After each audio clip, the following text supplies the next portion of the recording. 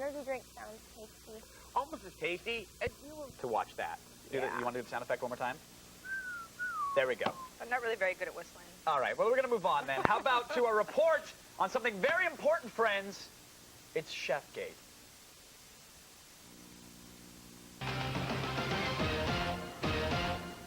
All right, yeah, last night, we've been waiting for it all week. It was the premiere episode of South Park's 10th season, The Return of Chef. And as you know, Isaac Hayes, who usually does the voice of Chef, he quit over concerns about religious intolerance. So he wasn't actually around to provide his voice talent. So instead, pretty clever, the South Park animators just used clips of him from old episodes, and then they raked him over the coals. Here's what went down in case you missed it. Chef joins the Super Adventure Club. Then Chef starts propositioning the children of South Park for sex. Ouch. Yeah, then a mob chases him to a suspension bridge. Chef falls off as the bridge spontaneously combusts. He gets mauled by a mountain lion, then a bear, and everybody in the Adventure Club shoots him as well. Then Chef is later revived by the Adventure Club as Darth Vader. So to recap, Hayes' character got killed 3 different ways, and they didn't even need him to do the voice. So I think it's suffice to say that Isaac Hayes, yeah, the dude got owned. It happens. Sorry, buddy. Although, to be fair, at his funeral, Kyle did say that we should be mad at Chef, but rather we should be mad at the fruity little club that scrambled his brain. I have no idea who they're talking about. I don't know where they get these things. Those South Park kids just taking them out of thin air. Some fruity club ruined their friend. Yeah. Happens.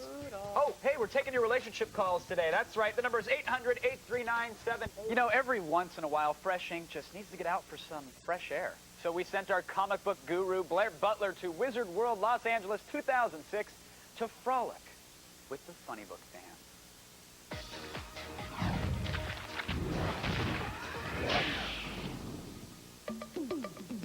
We've been to comic book conventions all over the country, but Wizard World is different because it's in LA, and that means it's full of celebrities, or at least people who are celebrities to big nerds like me.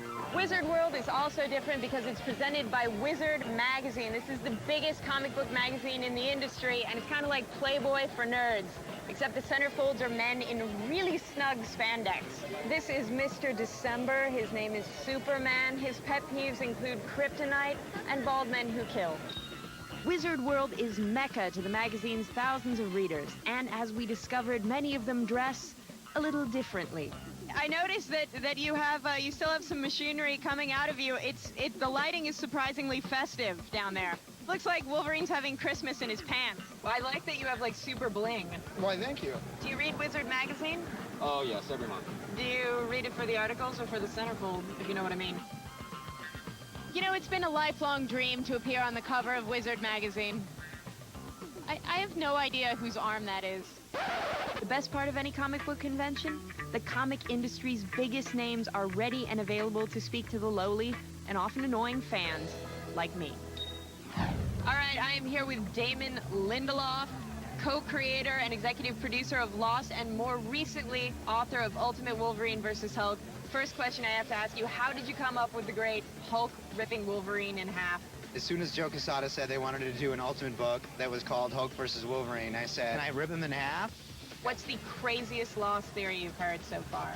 My mother thinks that all of this is happening inside the dog's head. Does it feel good to finally have the legitimacy of comic book writing? I must admit, the pathetic glee that I have in sitting in a booth like this and signing a comic book that I've written is much more exciting than the show. But don't tell anyone. I mean, I know we're standing in front of the camera. I'm here with Brian Posehn. He's been on Mr. Show, Comedians of Comedy, and now he is the co-author of a new comic, The Last Christmas. Can you tell us a bit about it?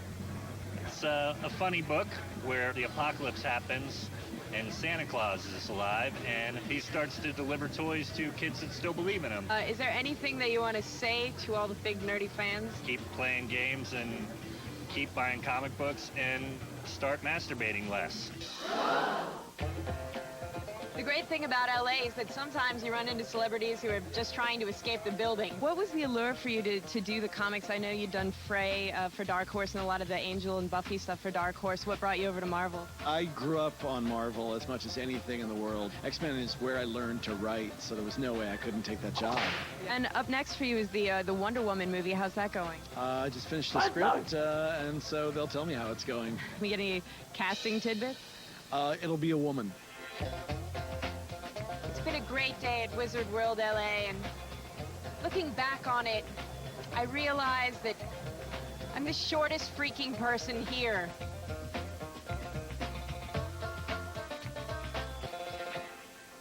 I don't know, were you shorter than Joss Whedon as well, or? No, I mean, you know, a little bit shorter, yeah. Now, yeah. did you literally just run into him outside and said, hey, I want to talk to you, and he was cool with it? Yeah, he was totally cool. He's a very gracious guy and Awesome. working on a lot of upcoming projects.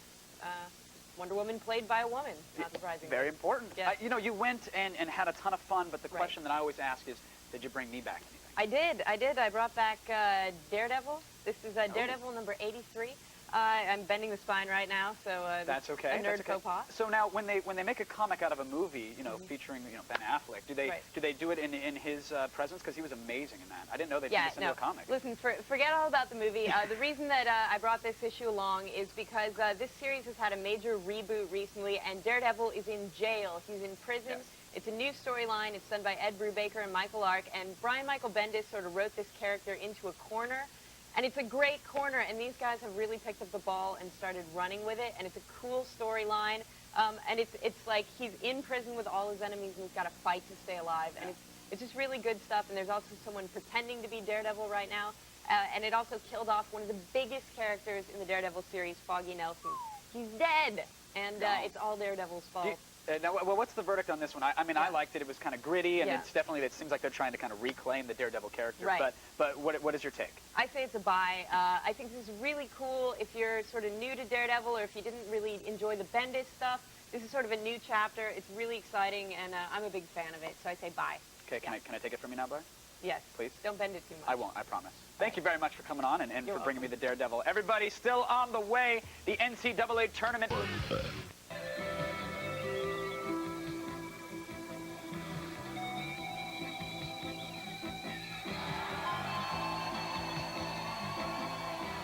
Unbelievable. Go, baby, go.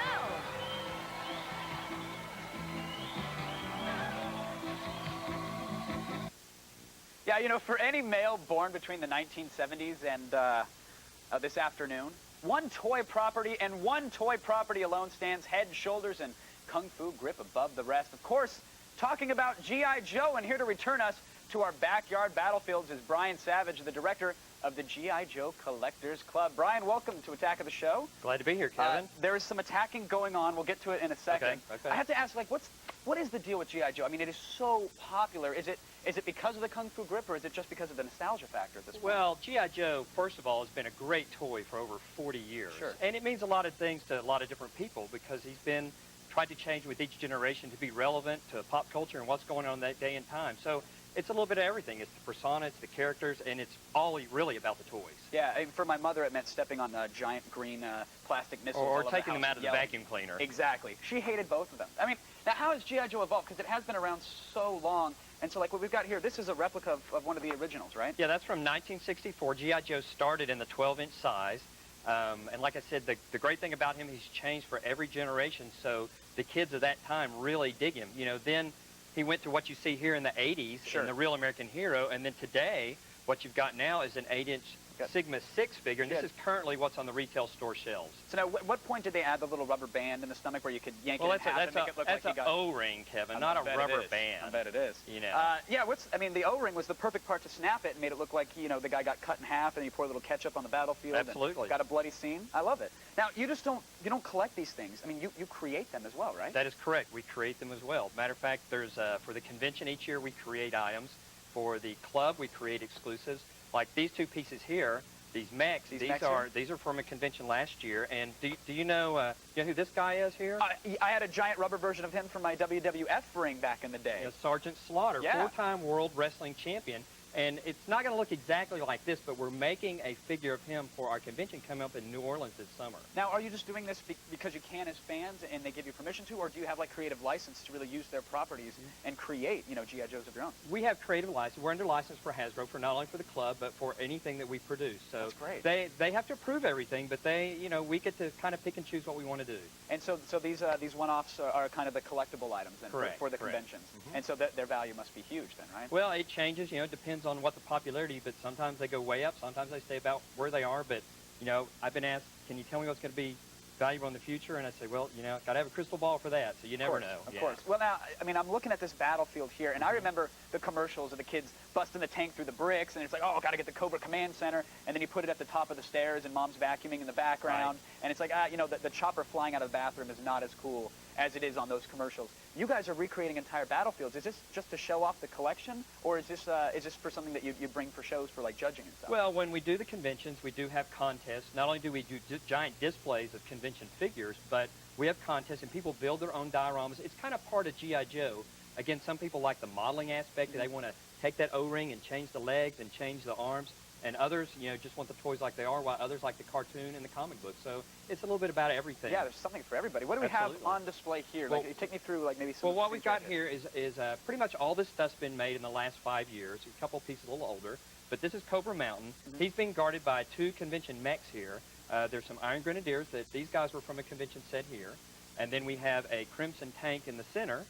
Now, this is the same shell that they've used for other tanks, right? Right. And they like to do that a lot. They'll take a vehicle that was a Joe vehicle, redeco it, spiffy it up, and make it a Cobra vehicle. You know, because Cobra always gets the neat uniforms. You know, they win the uniform war all the time. Of course. I just want to push this thing and make little room sound effects, but I'll stop myself. Okay. Finally, what do we have on the end here? This looks much more modern. Right. This is a little more modern. These are Joe vehicles. Over here, we've got a Rhino Transport and a Humvee. And again, you know, sometimes the vehicles are interchangeable from each side, but that's the great thing is you can redeco it, you can make it look different, and it's then totally something else. Well, Brian, I completely understand the fascination that everybody has. I still love it. I know you love it as well. Thank you for coming on and sharing it all with us. All right, I really appreciate it. Everybody, we are giving away a bunch of G.I. Joe loot to the lucky folks in the chat room and the G.I. Joe Collectors Convention. It happens in New Orleans, June 29th through July 2nd, and for more information on that, you can visit GIJoeClub.com.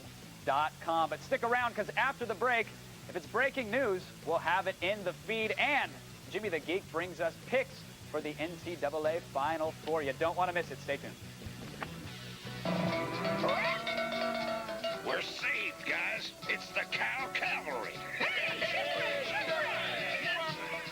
We thought you were done for. If you had to play cowboys and cobras, couldn't you have done it on horses?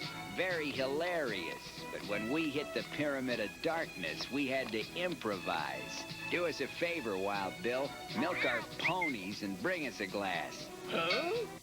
Classy. Think it makes me look... As we quickly recap the company's major announcements from the Game Developers Conference yesterday. Sony Computer Entertainment Vice President Phil Harrison said the new console will offer full backwards compatibility with PlayStation 2 games and support region-free play. Harrison promised a new controller designed by May, most likely at E3, and gave a short demo of the God of War sequel for the PS2. Yes, the PS2. Meanwhile, Sony's Shadow of the Colossus won the best... ...turn of the only sports handicapper in the world who uses video games to gather his data. Joining us live from Indianapolis, the home of the Final Four, ladies and gentlemen, Jimmy the Geek.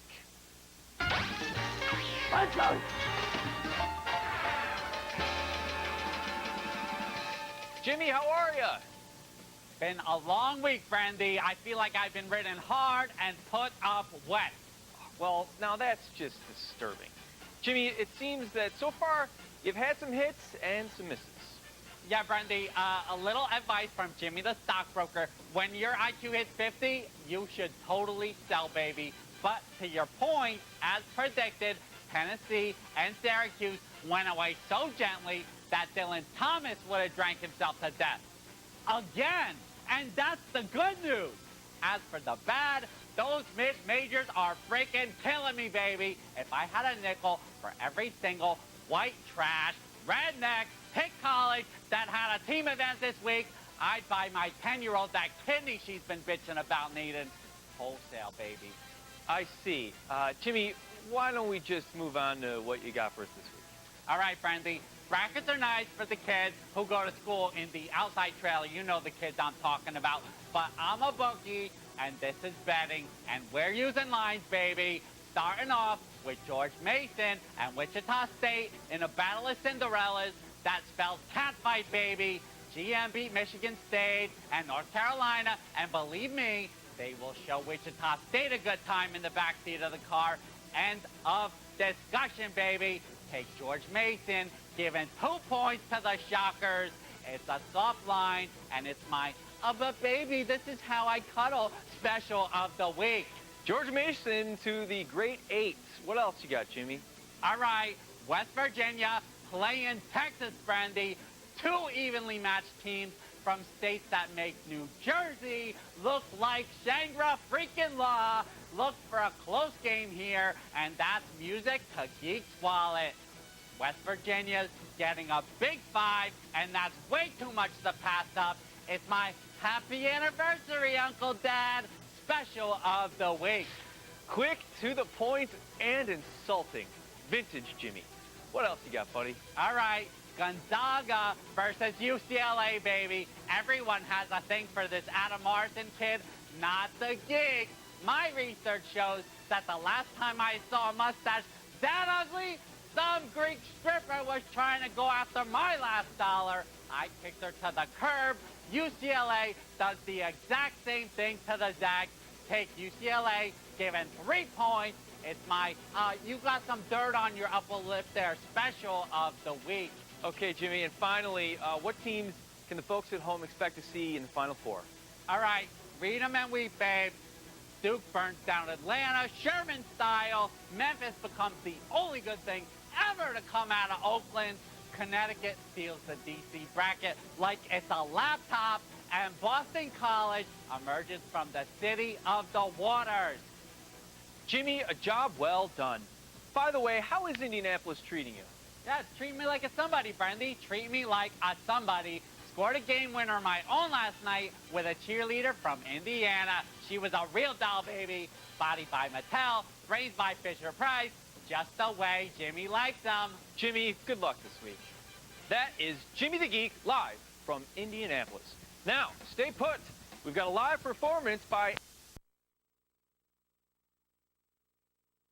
Considered it part of our mission to expand your knowledge of the social and natural sciences. At least that's what we told Customs when they asked us why we needed all those painkillers and howler monkeys. That was a fun barbecue. Oh, it sure was. Yeah.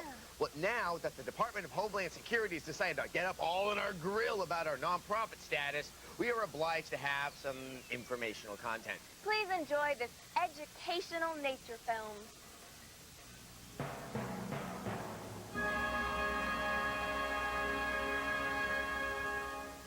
Hello, and welcome to X-Play's Wildlife and Kingdom. We go to the native habitat of larpers to discover what these mysterious creatures are all about. As always, I'm your host, Never Flavian. I know what you may be thinking. What is a larper? Mythical creatures fill their ranks.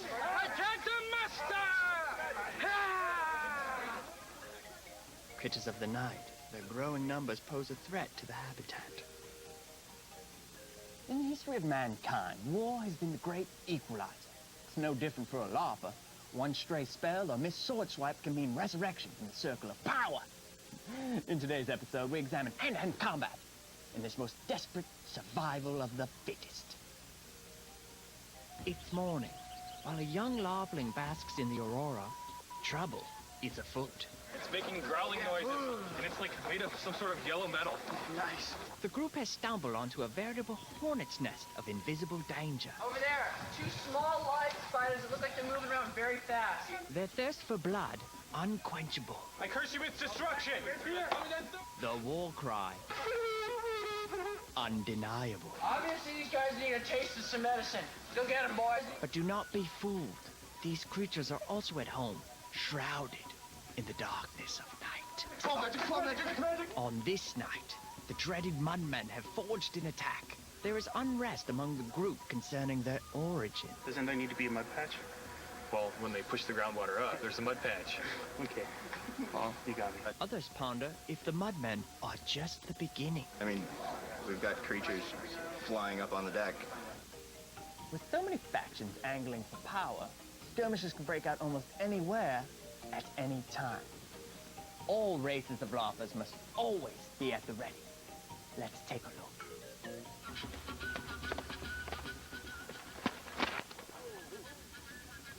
As I was saying, they must be ready just about anywhere and any time. I'm sorry, let me rephrase that. LARPers must always be on guard. Sensing the end is near, LARPers will swarm like piranha. These bloodthirsty heathens will stop at nothing to manifest their rage on the weekend. When the battle ends, the bounty must be split. Who gets the gold? Who gets the weapons? Because I'll be taking the women. Splitting the spoils of war is never an easy thing. And with the LARPer, it can be personal. Where's the dagger? Right here, it's right here, it's right here. Give me the dagger. Thank you. You are in contempt if you do not regroup now! Thank you for watching this exciting episode of X-Play's Wild Laughing Kingdom. Until next time, I'm Never Flaky. Pull! If you'd like to learn more about wild LARPers, please visit our website. And you'll also find some fun recipes. Thankfully, New York is also a hotbed of urban violence, an issue that may have come up in a few open-world shooters in the past. And the gaming industry, never frightened of repeating itself, has given us yet another. Here's our view of true crime streets of New York.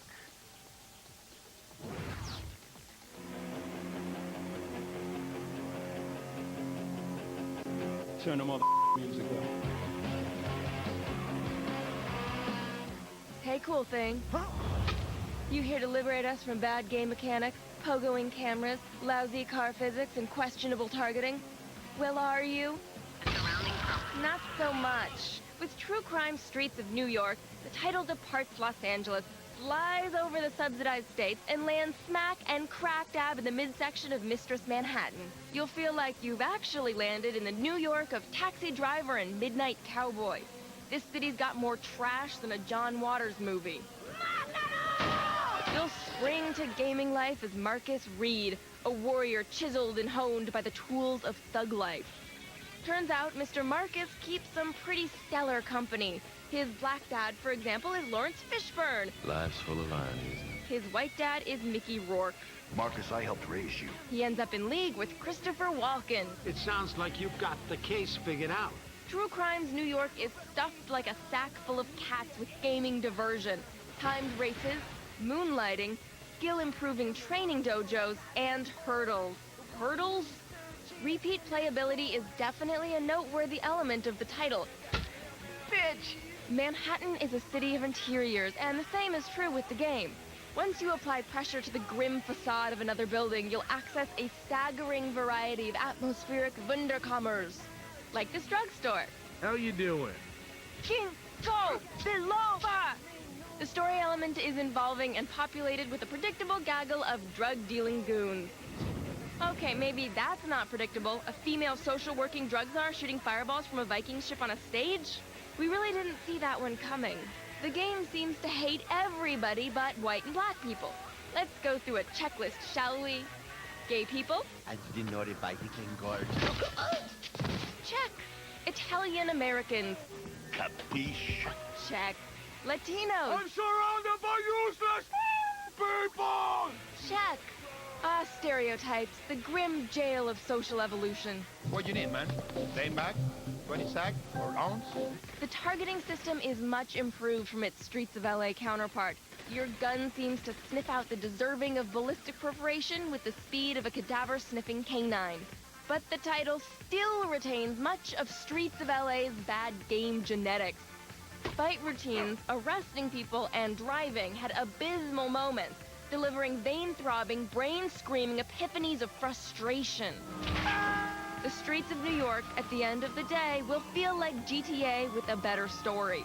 There's still way too many bugs stinging the skin of perfection to warrant our unvarnished praise.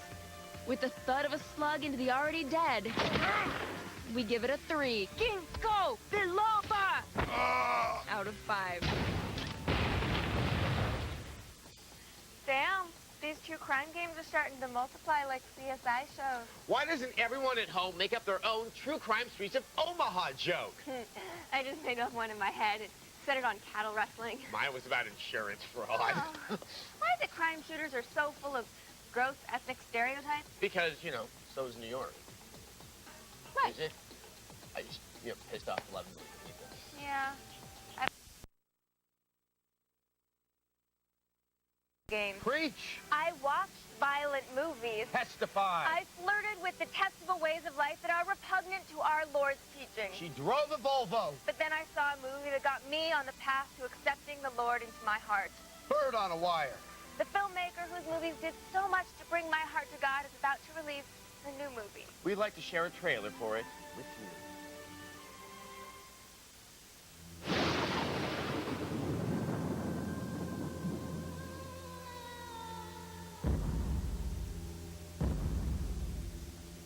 Father, why have you forsaken them?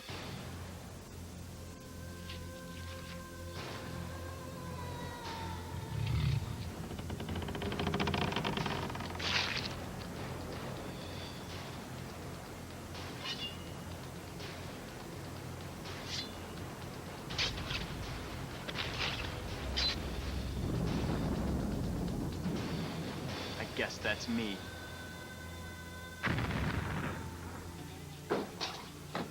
Do it! Well, well, well. Congratulations, you're alive. You ever ask yourself, what would Jesus do? You're gonna find out. You know, when I was a little kid, they told me I was gonna be special. You know what it's like living with that kind of weight? You're supposed to save the sins of humanity. Well, guess what? Change of plans. Sorry, Jesus. Sorry? Huh? You sorry? You remember me now, Peter? You remember me now? There's a bomb planted in one of the city's 300 temples. Judas, this isn't a game. Tell me where the bombs are at. You have 20 minutes to meet my demands. I'll tear this temple apart piece by piece. You hear me? Piece by piece. You don't understand. He's gonna ride you until he breaks you, and then he's gonna kill you. You don't understand. I'm here to judge the living and the dead. Jesus, I'm sorry for my sins. I believe you want my father. Where are you? Look to the heavens. Goodbye. Jesus! Do you think I can't handle this? Shut up. Shut up, Jesus. I'm the one in control here. Goodbye, Jesus. Besides, I have a backup plan. Don't you touch my daughter. Why?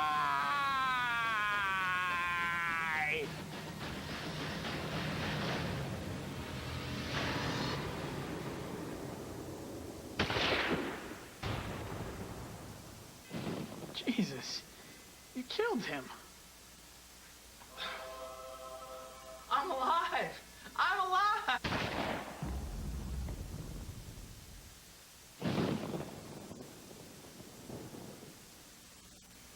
The liberal media leftocracy have done so much to keep Jesus out of the movies. You know, look how powerful it can be to have Jesus in a film. I'd like to see him in more movies. Maybe a nice romantic comedy. I'd love to see Jesus fall in love with that love. Thank you, Adam. I'm here with a huge spoiler. Remember, times Racket!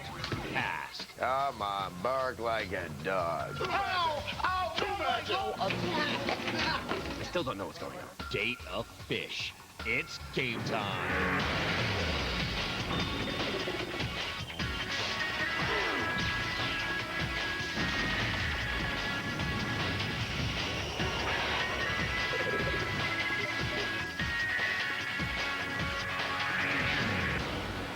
They love bread bowl clam chowder.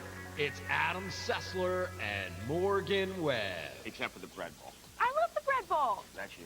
Welcome to X-Play. Since we moved to Los Angeles a year and change ago, people on the forums have been complaining. You guys have been saying X-Play isn't good anymore. You may be right. But still, screw you. Screw you indeed. But nostalgia has a funny way of convincing people that old things are good. Like when people talk about the 50s like they were some time of innocence and peace. Which they were if you consider sicking dogs and civil rights activists and shooting Koreans peace and innocence. Also, ponchos. Ponchos aren't a kicky homage to the 70s. They are a disease. So today we will turn our eyes back to the history of X-Play and remind you just how much stuff sucks in San Francisco. Also, we will tell fascinating personal anecdotes after the fashion of Bravo TV's Inside the Actors Studio. My favorite word is Eureka.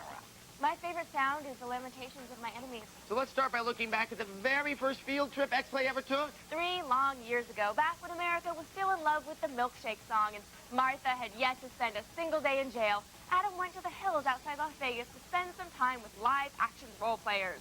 This is my story. The nature.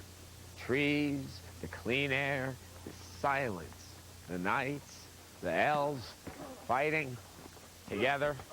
There's something serious happening here, and I'm gonna find out what's going on. Paradise!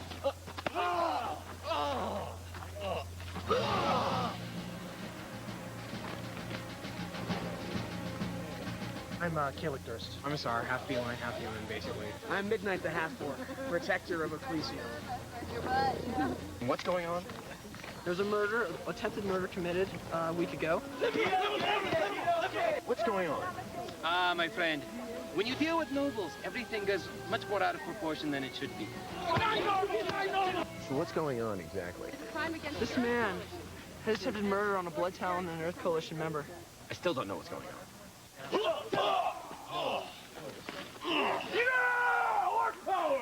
Apparently, somebody has annoyed somebody else here. That much I know is going on. Okay. Arrest him! Too magic, too magic, too magic! Does it have a wall of power around it? Oh, then no, you don't have a battle arena. What exactly is going on right here? Right now, what happened is some hill giants, which are very tall. One of our friends, our half-orc, Midnight, the leader of our Earth Coalition, Thurgus, he got into an honorable combat. The mediator for as well as the hill giant. All right, you a Niners fan? Try to. Yes, I am. Yeah, I saw that Mariucci thing coming from a mile away. How about you? I don't know. We're gonna do this by the numbers, everyone. The fighters are gonna be up front. We want casters backpacking the fighters. Who has life spells here? Raise your hand. Onwards to victory!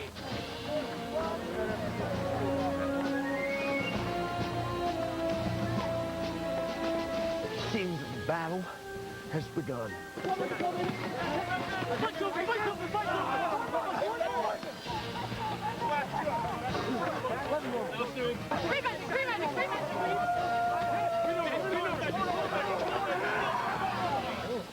No matter how many times you see this, you really just can't get used to just the gravity of the carnage.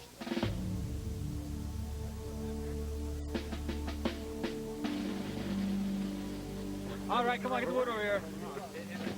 Just want to double check about why you have to burn the trolls after you kill them. They regenerate. So if they burn them, they can't regenerate. You never know when you're going to get hit with a death spell or something bad. Right. So you might as well enjoy what life you've got while you've got it. You know? Oh, that's a very simple and beautiful philosophy, especially from a rat. Another day of justice served. It's the end of the day, and like all good warriors, it's time to go home. I've seen some orcs, I've seen some knights, I've seen some stuff I'm not going to forget anytime soon. Be careful!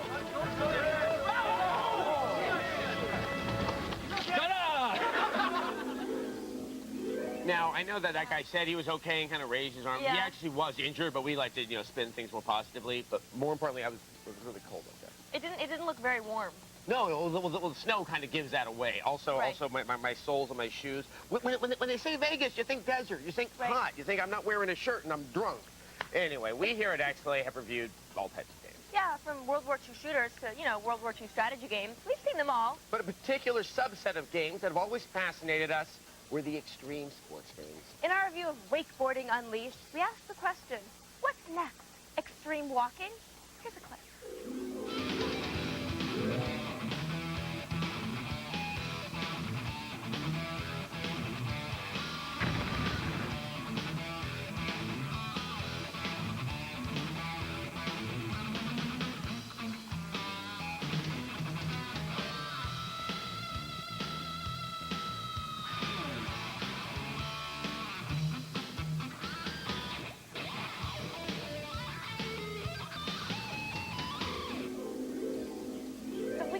mail about this piece. Yes, This we is did. why we're bringing it up, but you know, we got mail asking how you can get involved in extreme walking. Kids wanted to know, that looks so awesome. How do we get involved? And we're We like, actually have advice for you that. put on a tracksuit and Leave the house and walk kind of fast somewhere. What's more frightening is that extreme walking does exist. It does exist. I guess it's a sport. I don't know where it's practiced. I guess there are like stealth extreme walkers, and those are the people that are getting somewhere quickly. We have also, over the years, developed some pet peeves about games. yes, excessive load times, bad voice acting, I hate that, and cutscenes you can't skip. But a particular place in our hearts is set aside for the bad camera angles. Here's a piece we did in tribute to the bad camera angles and pre-rendered environments in the Resident Evil games. Submitted for your approval, Adam Sessler, host of Tech TV's X-Play, arrives at work to find the entire office is now pre-rendered. Adam forgets the first rule of bad camera work. All threats are off screen.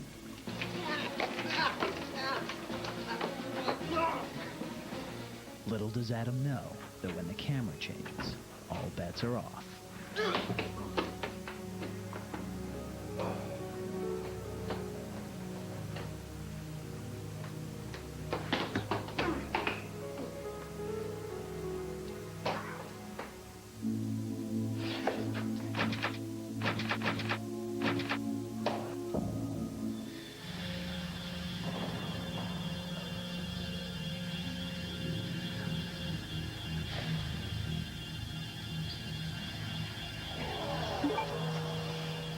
Not being a key item, the fudge is pre-rendered and unobtainable.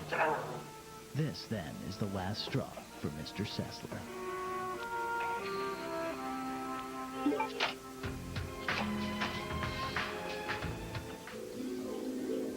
You know, with all the changes that we've endured, one thing holds true.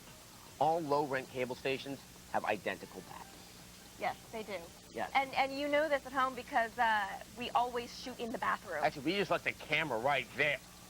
No, we haven't. We haven't done anything like that. And just so I'm not the only one who looks stupid on this show, why don't we take a look at that time Morgan dressed up like Ooh La La. Oh, the racket! My God, what is she dressed as? I think she's supposed to be RuPaul. Ah, that's it. That's it.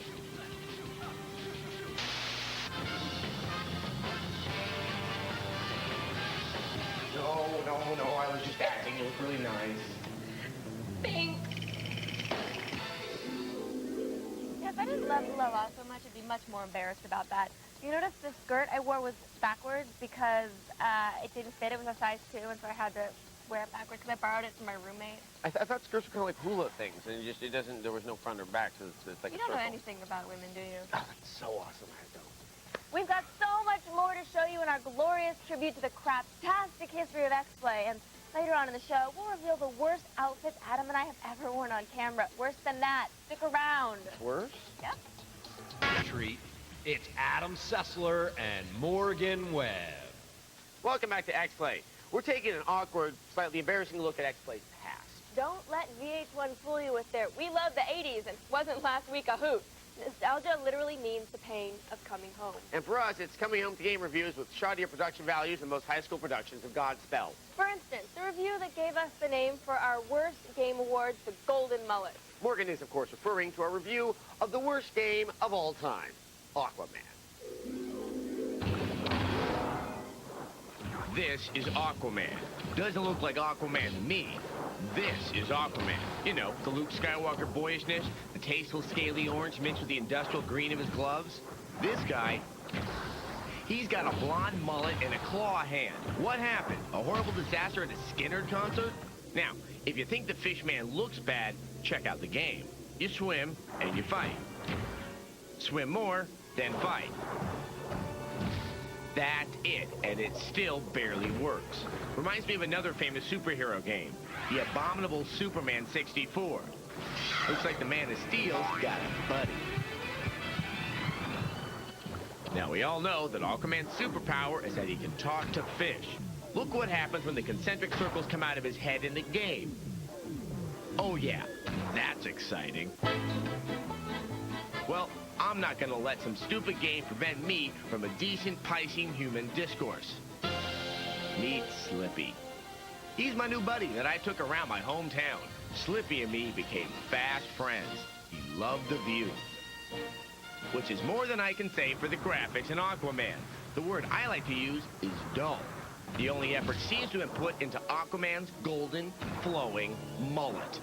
And these are what pass for cutscenes. Comic book panels without sound. But you can add your own. Arthur, you must stop him. You cannot allow this man to continue to attack Atlantis or us. He will not of that. You can be sure. Slippy and I had far better conversations. We talked about his life in the ocean and even called some family. As I said before, virtually all you do in Aquaman is fight bad guys. Sometimes to deactivate bombs, and other times to rescue these Tom of Finland rejects. You'd expect then that the combat might be half decent at least. This is the highlight. The controls are mushy, and some combos require an absurd amount of memorization. Not that it matters. Just hit some buttons, move on, hit some buttons. Speaking of fun, Slippy and I were having a blast until we went to the wrong part of town. After that, he started to act surly. I think he had too much water. No. Aquaman is one of the worst games to come out this year. It has just enough elements to qualify as a game and no more. There is not one interesting aspect of this title to even warrant a rental. Aquaman, the fight for Atlantis, sleeps with the fishes. A 1 out of 5. Oh, and Slippy, well, he made some comment about my hair. I made a comment about deep fat fries and big appetites. Amazing. Such a bad game to make for such a great day. We've actually had some people write in wanting to do their own fish pieces. Yeah, there's some important things you need to know. When you get the fish, you have 2 hours. And that's actually in the overcast San Francisco weather, so if it's a normal summer day. Yeah. It was a real fish. People want to know if it was a real... Yeah, real fish. I had scales in my hand. I felt like Aquaman. See, X-Play's always been pretty bad. Yeah. And we've got more clips to prove it. When? After the break. After the break.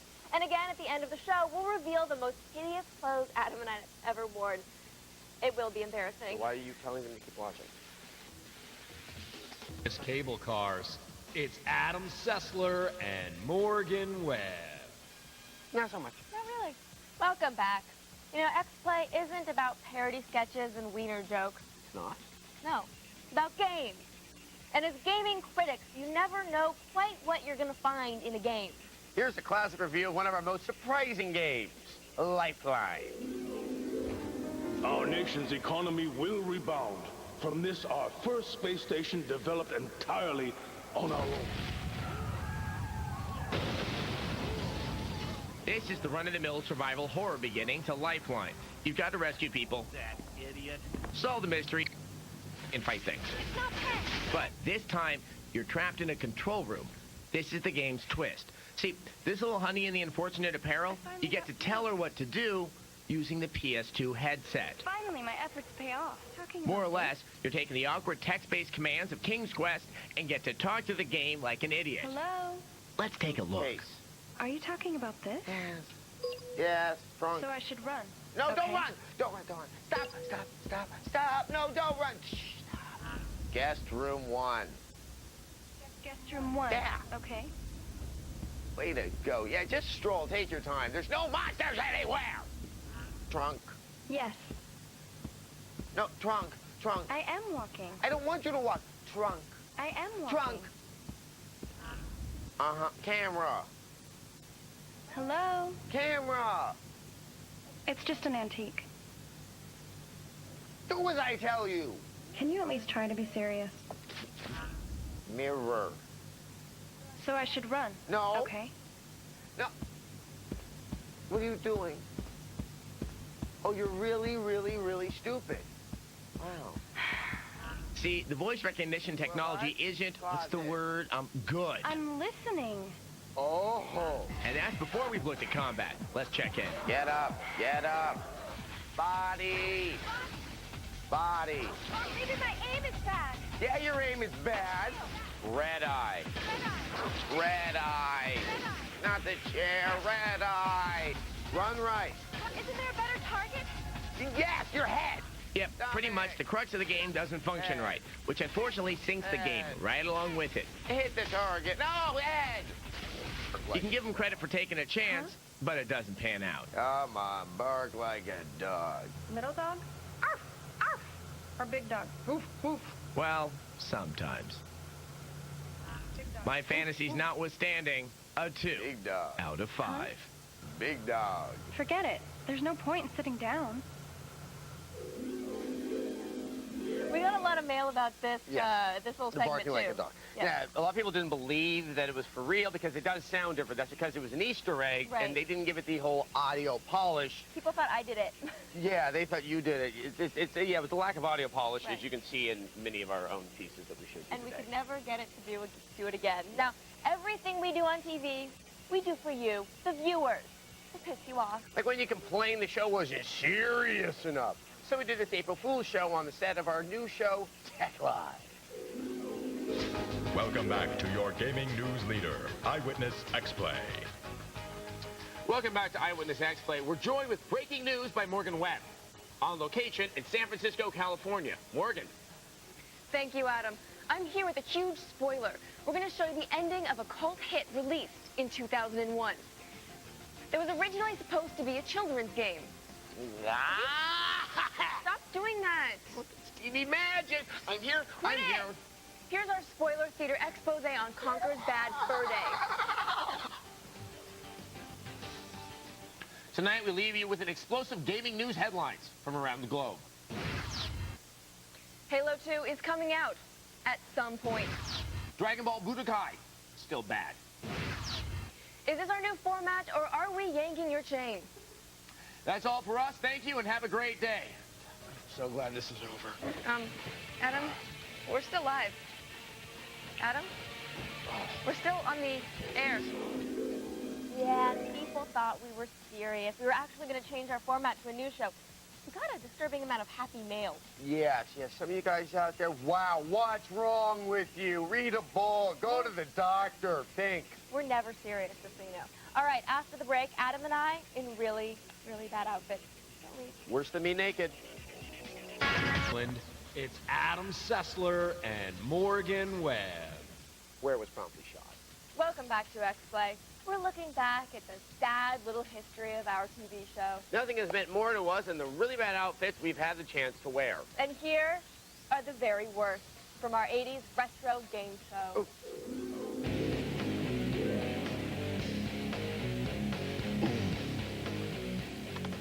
Oh, welcome back to X-Play, the show that's giving the facts of life a run for its money in select markets. That means some people like us more than Tootie and Blair and Cousin Jerry combined.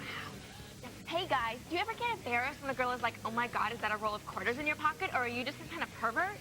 Well, tell those girls that you don't need them anyway, because you have a nice, warm arcade cabinet of Midway Spy Hunter to cuddle up with at night. That thing rocks harder than REO Speedwagon and a mouthful of Pop Rocks. But no, seriously though, don't throw all those things with the new Coke, because that's how Mikey from the Life cereal commercial died. Here's a look at the best Midway has to offer. Yeah! Nice hair. It's good having some. You also do that very well. Yeah. It's kind of scary since I didn't listen to that music. I think it's just my soul trying to escape. You know that accent? It's the only accent I can do. Where did you get that dress? I borrowed it from my roommate. Like, I got everything I wore.